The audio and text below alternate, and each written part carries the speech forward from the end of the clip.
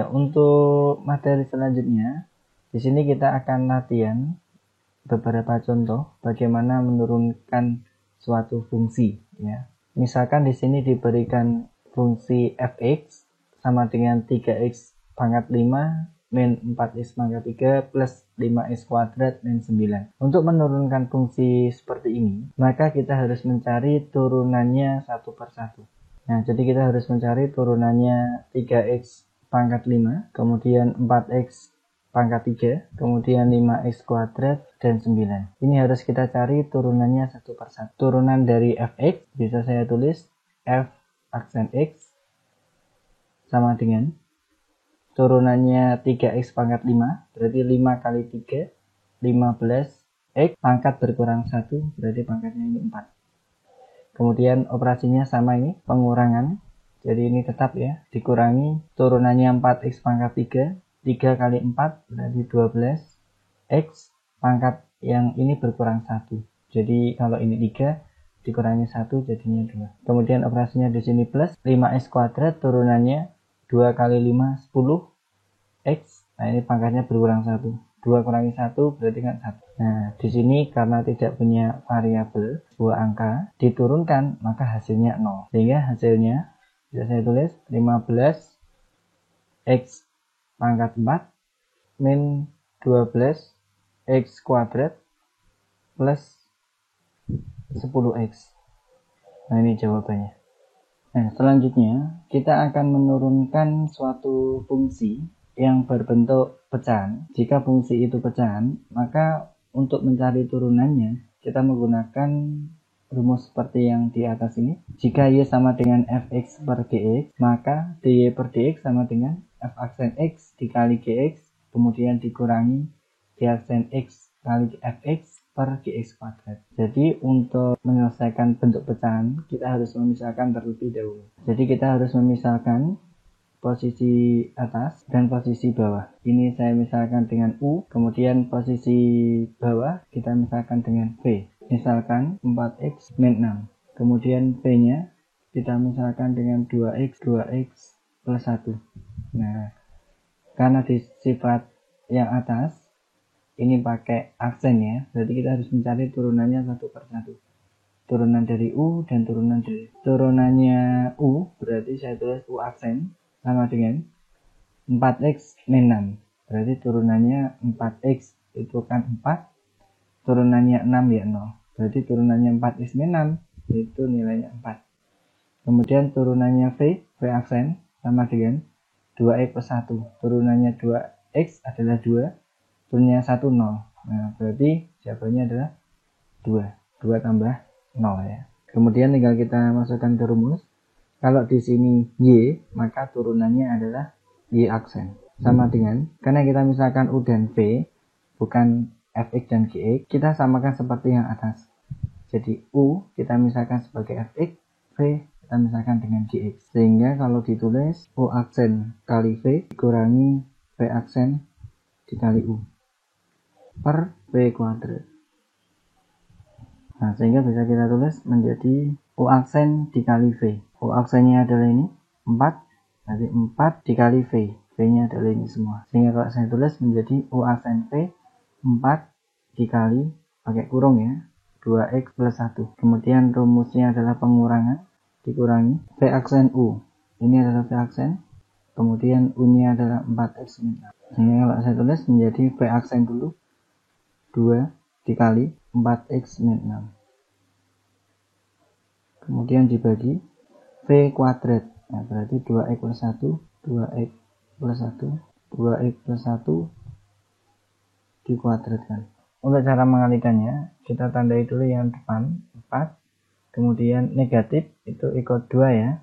Jadi pengurangan di sini ikut 2, jadinya saya lingkari seperti ini. Kemudian cara mengalikannya 4 dikali dengan depan, kemudian 4 dikali dengan belakang. Ini juga sama, depan ini dikali dengan depan, kemudian depan dikali dengan belakang. Sehingga menjadi 4 kali 2x 8x, 4 dikali 1 plus 4. Kemudian min 2 dikali 4x min 8x, min 2 dikali min 6 plus 12. Ini tidak usah kita jabarkan ya, jadi kita tulis tetap 2x plus 1 kuadrat.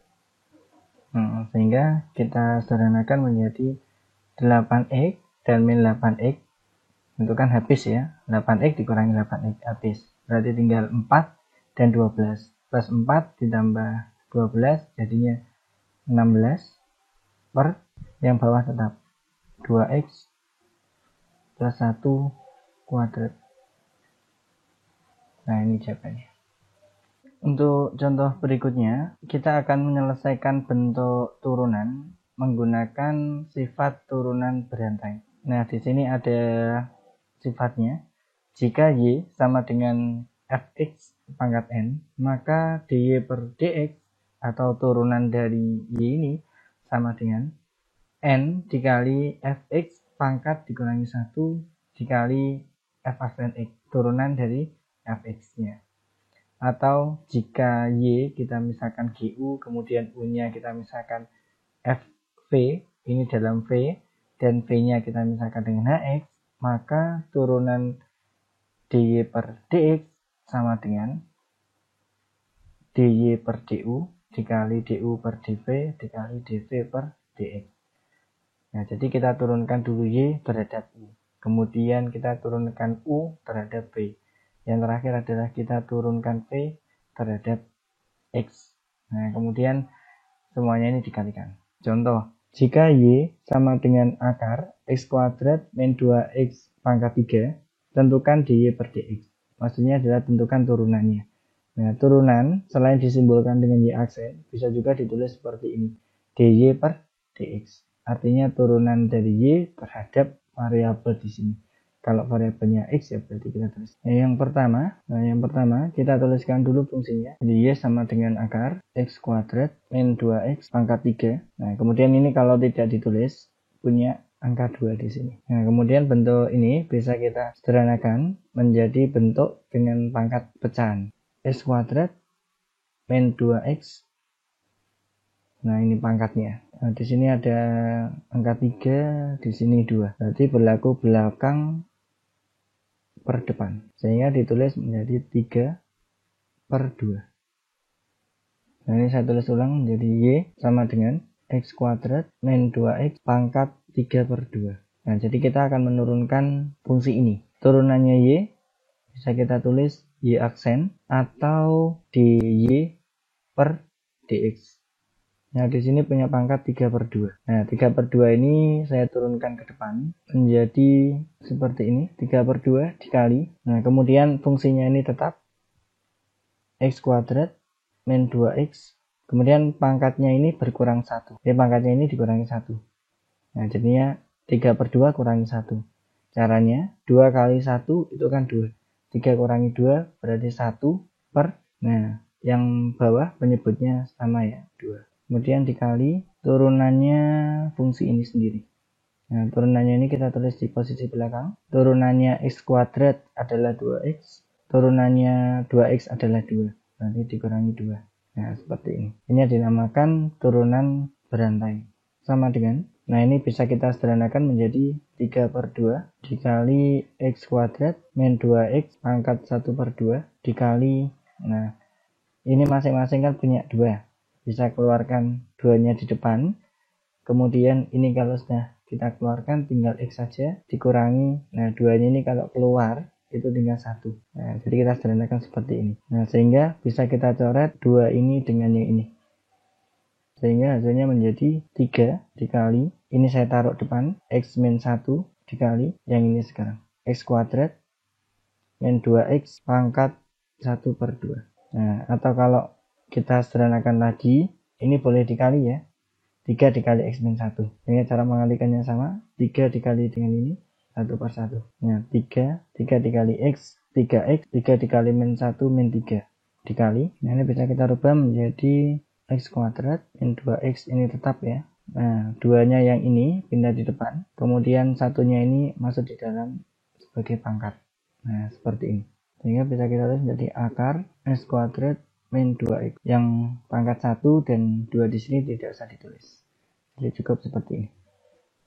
Untuk subbab berikutnya yaitu tentang persamaan garis singgung pada kurva. Gradien garis singgung dimisalkan dengan M pada suatu kurva, misalnya kurvanya adalah Y sama dengan Fx, dirumuskan dengan gradien itu sama dengan turunan dari fungsi itu, atau sama dengan f aksen x. Persamaan garis singgung pada kurva Y sama dengan Fx di titik singgung x1, y1 dirumuskan dengan rumus Y min Y1 sama dengan M dikali X min X1. M di sini adalah gradien.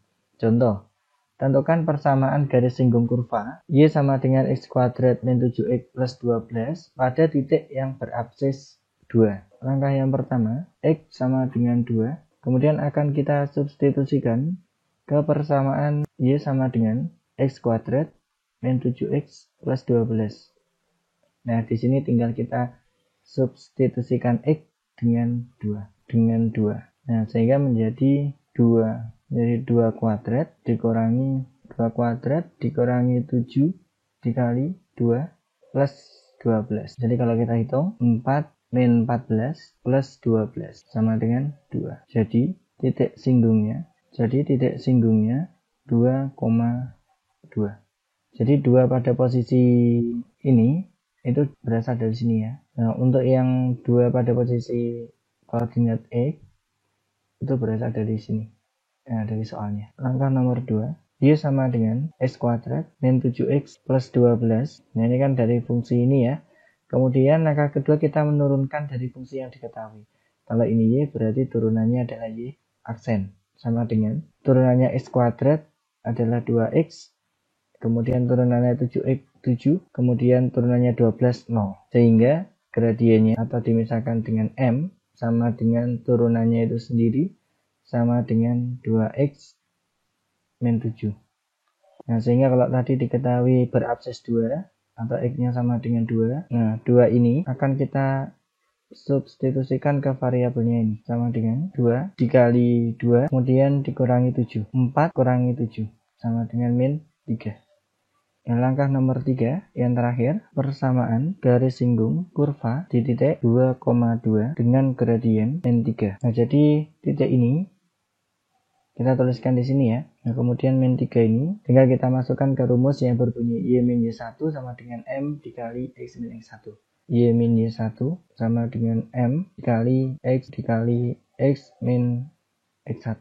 Nah, kemudian posisi yang depan ini sebagai X1, kemudian yang ini sebagai Y1 dan min 3 ini sendiri sebagai gradien. Kemudian tinggal kita masukkan ke persamaannya. Y min Y1 nya adalah 2 sama dengan gradiennya min 3, saya berikan tanda kurung, dikali X min X1 nya adalah 2. Nah, kemudian ini dikalikan satu per satu hingga menjadi Y min 2 sama dengan min 3X min 3 dikali min 2 plus 6. Kemudian bisa kita tulis Y sama dengan min 3X plus 6. Nah, di sini min 2 kita pindah ke ruas kanan menjadi plus 2. Sehingga hasilnya adalah min 3X plus 6 tambah 2 berarti plus 8. Nah, yang ini tetap Y. Nah, kemudian kita pindah semua ruas ke kiri ya. Menjadi min 3X saya pindah ke kiri menjadi 3X. Ini tetap plus Y. Kemudian plus 8 pindah ke kiri menjadi min 8 sama dengan 0. Jadi ini saya singkat. Persamaan garis singgungnya adalah 3X plus Y min 8 sama dengan 0.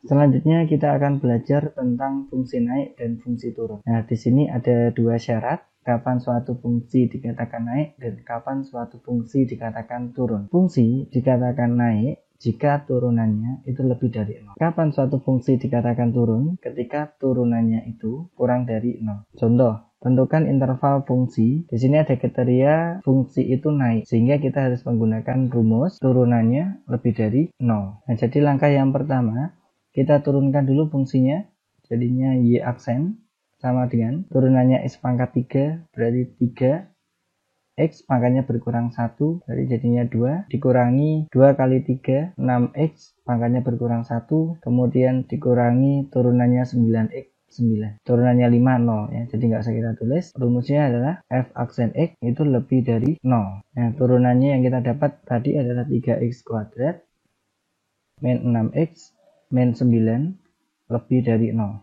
Nah, di sini karena masih bisa disederhanakan, maka semuanya ini saya bagi dengan 3. Nah, sehingga ini menjadi x kuadrat, 6 dibagi 3 berarti tinggal min 2x dibagi 3 tinggal min 3. Lebih dari. Selanjutnya kita faktorkan di x kuadrat, min 2x, min 3. Nah, kalau kita faktorkan, maka kita ubah menjadi tanda sama dengan terlebih dahulu. Nah, kemudian baru kita faktorkan dan ini sama dengan 0. Nah, kalau ini x kuadrat berarti ini x, ini x. Kalau dikali, ini punya angka 1 ya, jadi 1 dikali dengan min 3. Itu kan min 3. Kalau dijumlah, min 2. Jadi kalau dikali min 3, kalau dijumlah min 2, yaitu min 3 dan plus 1. Nah, kalau mau ngecek, bisa juga min 3 dikali 1, itu kan min 3. Min 3 ditambah 1, min 2. Nah, ini sama. Sehingga ini sudah ketemu bentuk pemfaktorannya. Kita tuliskan ulang. X min 3 sama dengan 0. Berarti X-nya sama dengan 3. Atau X plus 1 sama dengan 0. Berarti X-nya sama dengan min 1. Nah, jadi inilah cara pemfaktoran. Nah, selanjutnya kita buat garis bilangan 3 dan min 1. Berarti duluan min 1 dulu, baru 3. Nah, seperti ini. Kemudian di sini terbagi menjadi 3 subinterval, min 1 ke kiri, kemudian min 1 sampai 3, kemudian 3 ke kanan. Ya, jadi di sini terbagi menjadi 3. Setelah terbentuk menjadi 3 subinterval, kita ambil satu angka ya. Misalnya saya ambil 0. Nah, 0 itu kan terletak di antara min 1 sampai 3. Nah, 0 terletak di sini. Nah, langkah berikutnya, setelah kita tentukan angka, kemudian kita cek dengan cara mengambil dari hasil pemfaktorannya. Jadi kita akan mengecek apakah di daerah subinterval yang tengah ini bernilai positif atau negatif. Pengecekannya seperti ini ya. Jadi kita tulis dulu pemfaktorannya tadi. X min 3 dikali X plus 1. Nah, kemudian kita substitusikan. Nah, sehingga bisa kita tulis ulang menjadi seperti ini. Tadi kita ambil angka 0, maka X-nya ini diganti 0, ini juga sama. Nah, kalau misalnya tadi diambil 4, berarti ini juga diganti 4, ini juga diganti 4. Ya, jadi menyesuaikan dengan angka yang kita ambil. Tentunya angka yang kita ambil tidak selalu terletak di subinterval yang tengah. Bisa juga di sebelah kanan atau sebelah kiri. Nah, kemudian saya lanjutkan sama dengan 0 kurangi 3 adalah min 3 dikali 1 sama dengan min 3. Nah, di sini yang penting itu adalah tandanya. Nah, di sini bertanda negatif. Nah, sehingga 0 yang kita ambil tadi yang terletak di antara min 1 dan 3 ini semua bertanda negatif. Nah, selain itu maka berlaku lawannya. Kalau ini min berarti yang sebelah kanan, daerah sebelah kanannya adalah plus, kemudian daerah sebelah kirinya juga plus. Nah, jadi mirip seperti papan catur ya. Jadi kalau ini hitam, sampingnya putih, sampingnya hitam. Kalau ini plus, ini min, ini plus. Begitu seterusnya. Kemudian kalau sudah ditentukan tanda, langkah berikutnya kita lihat pada posisi sebelum pemfaktoran. Nah, di sini bertanda lebih dari. Maka kalau lebih dari diambil yang positif. Nah, ini juga diambil yang positif. Ini juga diambil yang positif. Kalau tandanya kurang dari, maka diambil yang negatif. Nah, sehingga sudah bisa kita ambil ya. Nah, jadi daerahnya adalah min 1 ke kiri dan 3 ke kanan. Nah, jadi ini daerahnya. Nah, sehingga kesimpulannya bisa kita tulis, karena di sebelah kirinya min 1, maka bisa tulis X kurang dari min 1, atau X, karena daerahnya di sebelah kanannya 3, maka X-nya lebih dari 3. Nah, ini mengapa pakai atau? Karena pada bagian yang interval tengah itu tidak ikut. Jadi di sini menggunakan kata atau.